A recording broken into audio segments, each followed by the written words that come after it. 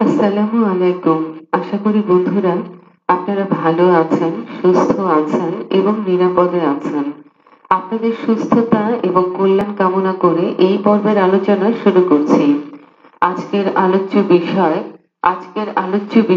আব্দুর রাজ্জাক। বন্ধুরা, আব্দুর রাজ্জাক থেকে বিসিএস সহ অন্যান্য সরকারি চাকরির পরীক্ষায় যে প্রশ্নগুলো আসে সে প্রশ্নগুলো নিয়ে আলোচনা করছি। প্রশ্নগুলোর সংখ্যা খুব একটা বেশি নয়, কিন্তু প্রশ্নগুলো অধিক সংখ্যক বার আসে বা অধিক সংখ্যক বার এসেছে। বন্ধুরা, প্রথম প্রশ্ন, কোনটি উপন্যাস? বন্ধুরা, এর উত্তর হচ্ছে কন্যাকুমারী। কোনটি উপন্যাস? বন্ধুরা, এর উত্তর হচ্ছে কন্যাকুমারী। পরবর্তী প্রশ্ন, কন্যাকুমারী উপন্যাসটির রচয়িতা কে? কন্যাকুমারী এই উপন্যাসটির রচয়িতা কে? বন্ধুরা, এর উত্তর হচ্ছে আব্দুর রাজ্জাক। আব্দুর রাজ্জাক রচিত কন্যাকুমারী অত্যন্ত জনপ্রিয় এবং বিখ্যাত একটি উপন্যাস, এবং এই একটি প্রশ্নই বিশেষ পরীক্ষায় এসেছে এবং সর্বাধিক সংখ্যক বার এসেছে। আব্দুর রাজ্জাক থেকে মূলত আর কোনো প্রশ্ন নেই। বন্ধুরা, আব্দুর রাজ্জাক থেকে আলোচনা এখানেই শেষ হয়ে গেল। এখানে একটি বিষয় বলা অত্যন্ত জরুরি। বন্ধুরা, আপনাদের সকলেরই জানা আছে যে বিশেষ পরীক্ষায় আধুনিক যুগ অর্থাৎ আধুনিক যুগের যে বাংলা সাহিত্য সেখান থেকে 15টি প্রশ্ন হবে। 15টি প্রশ্ন, প্রত্যেকটি প্রশ্নের মান সমান, প্রত্যেকটি প্রশ্নের মান 1, অর্থাৎ 15টি প্রশ্নের জন্য 15 নম্বর। 15 নম্বরের প্রশ্নের উত্তর করতে হবে। আর এই 15 নম্বরের প্রশ্নের উত্তর করার জন্য আপনাদেরকে পড়তে হবে আনুমানিক 120 থেকে 150 জন সাহিত্যিক। এর সঙ্গে আরো কিছু বিবিধ প্রশ্ন থাকে। তো আনুমানিক 120 থেকে 150 জন সাহিত্যিককে আপনাদের আয়ত্ত করতে হবে, কাজে কাউকেই বাদ দেওয়ার কোনো সুযোগ নাই। 120 থেকে আনুমানিক 150 জন। আর এই 15 নম্বরের প্রশ্নের জন্য আধুনিক যুগের যে সাহিত্য সেখানে 1900 সাল থেকে বর্তমান সময় পর্যন্ত যে সাহিত্যিকগণ আছে সেখান থেকে 10 থেকে 12টি প্রশ্ন থাকে। অর্থাৎ আপনি যদি 1900 সালের সাহিত্যিক থেকে শুরু করেন 1900 সাল থেকে বর্তমান যুগ পর্যন্ত, তাহলে 10 থেকে 12টি প্রশ্ন পাবেন। আর এর পূর্ববর্তী যে সাহিত্যিকগণ আছে সেখান থেকে হয় 5টি অথবা 3টি। কাজেই আমার অনুরোধ থাকবে যে 1900 সাল থেকে বর্তমান যুগ পর্যন্ত যে সাহিত্যিকগণ আছে সেখান থেকে আপনারা 100 জন সাহিত্যিককে বাছাই করে নেন। আপনি আপনার প্রস্তুতি আব্দুর রাজ্জাককে দিয়েও করতে পারেন। আব্দুর রাজ্জাক থেকে মাত্র 2টি প্রশ্ন, যে কন্যাকুমারী এই উপন্যাসটির রচয়িতা কে, অথবা নিচের কোনটি উপন্যাস কন্যাকুমারী, এই 2টি প্রশ্ন পড়লে আপনার একজন সাহিত্যিককে আয়ত্ত হয়ে যাচ্ছে। তার মানে আনুমানিক 120 থেকে 150 জন যে সাহিত্যিক রয়েছেন সেখান থেকে একজন সাহিত্যিক আপনার আয়ত্ত হয়ে গেল, একজন সাহিত্যিক কমে গেল। তো এইরকম করে যদি প্রথম 100 জনকে বাছাই করে নেন আপনারা, তাহলে 100 জন আয়ত্ত করার পরে আপনার মনোবল এবং আত্মবিশ্বাস এতটাই বেড়ে যাবে যে বাকি 20 জন বা বাকি 30 জন বা বাকি 50 জনকে আয়ত্ত করা আপনার জন্য মোটেই কোনো দুরূহ কাজ বা কঠিন কাজ হবে না।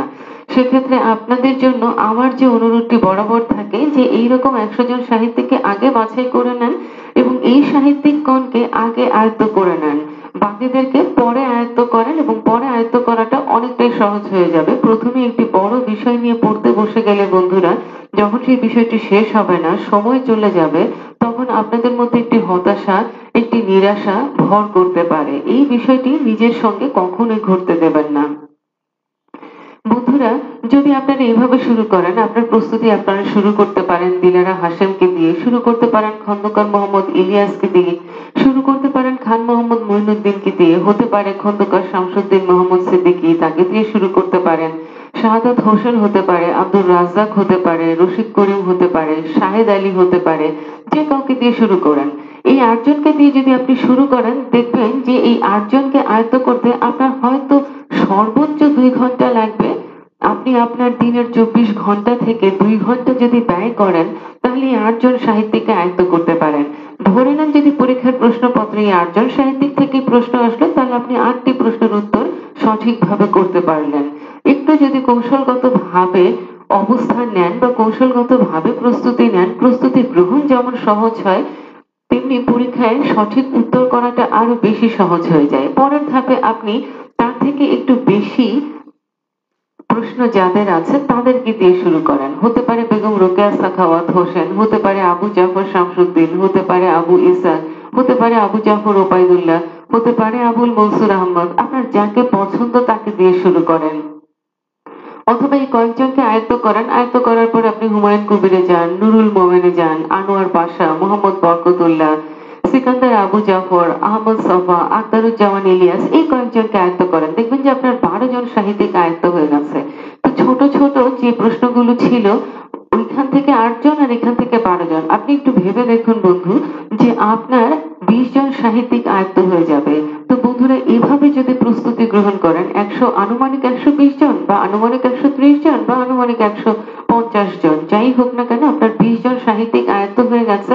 একটা বিষয় অবশ্যই মনে রাখতে হবে যে এই 150 জন সাহিত্যিক থেকে যে ছোট ছোট প্রশ্নগুলো আছে বা যাদের সাহিত্যকর্মের সংখ্যা কম, তাদের থেকে প্রশ্ন আসেই বন্ধুরা, এবং আসবেই, বাদ দেওয়ার কোনো সুযোগ নাই। যতজন সাহিত্যিক আছে প্রত্যেককেই পড়তে হবে, কারণ এই 150 সাহিত্যিক বা 120 জন সাহিত্যিক বা 130 জন সাহিত্যিক, এই সবার থেকে মাত্র 15টি প্রশ্ন হবে।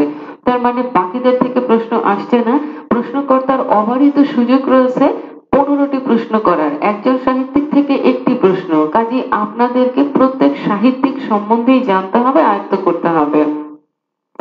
সেক্ষেত্রে প্রথমে যদি আপনি তাদেরকে দিয়ে শুরু করেন, আপনার 8 জন সাহিত্যিক হয়ে গেল। এরপরে আপনি বেগম রোকেয়া সাখাওয়াত হোসেন থেকে শুরু করে আপনি আখতারুজ্জামান ইলিয়াস পর্যন্ত আসেন, আবু ইসাক, আবু জাফর শামসুদ্দিন, আবুল মনসুর আহমদ, হুমায়ুন কবির, নুরুল মোমেন, আখতারুজ্জামান ইলিয়াস, আহমদ সফা, মোহাম্মদ বরকতুল্লাহ, সিকান্দার আবু জাফর, উনাদেরকে পড়েন।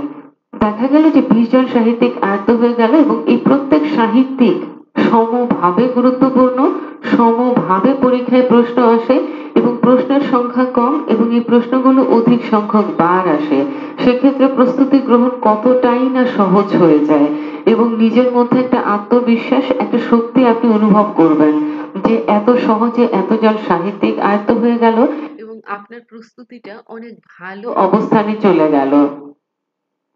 বন্ধুরা এই কারণে আমি বারংবার করেই অনুরোধ করছি যে কোনো সাহিত্যিককে বাদ দেওয়ার কোনো রকম কোনো সুযোগ নাই, কোনো রকমের কোনো অবকাশ নাই, কোনো শৈথিল্য বা কোনো গাফিলতির আদতেই কোনো রকম অবকাশ নেই। কাজেই প্রত্যেক সাহিত্যিককে আয়ত্ত করতে হবে।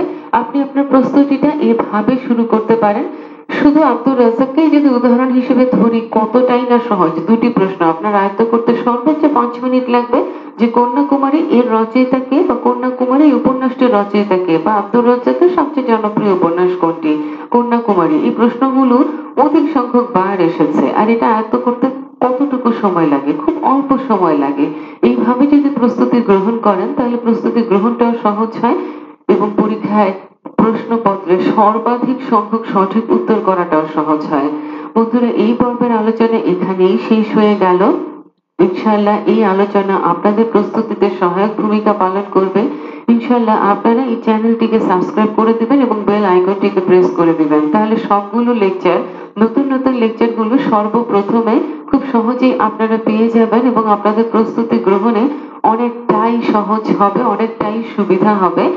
আপনারা যদি লেকচারগুলো ফলো করেন, মনোযোগ দিয়ে ফলো করেন, একটু মনোযোগ দিয়ে ফলো করেন বা অনুসরণ করেন, তাহলে খুব সহজে প্রস্তুতি গ্রহণটা সহজ হয়ে যাবে। শুধু একবার শুনলেই জিনিসটি আপনার মনে থাকবে, আপনাদের স্মৃতিতে সংরক্ষিত হবে। বন্ধুরা আবারও আপনাদের সুস্থতা কামনা করছি, আপনাদের কল্যাণ কামনা করছি, আপনাদের নিরাপত্তা কামনা করছি। সর্বোপরি আপনাদের সফলতার জন্য দোয়া করে এই পর্ব থেকে বিদায় নিচ্ছি। বন্ধুরা সফলতা আত্মবিশ্বাসেরই নামান্তর, সফলতা কোনো বিচ্ছিন্ন শব্দ নয়, এটি একটি ধারাবাহিক প্রস্তুতির সমষ্টিগত ফলাফল। আপনারা ভালো থাকুন, সুস্থ থাকুন, নিরাপদে থাকুন, আর আপনাদের জীবনে আপনারা সফলতা অর্জন করুন। আসসালামু আলাইকুম, আল্লাহ হাফিজ।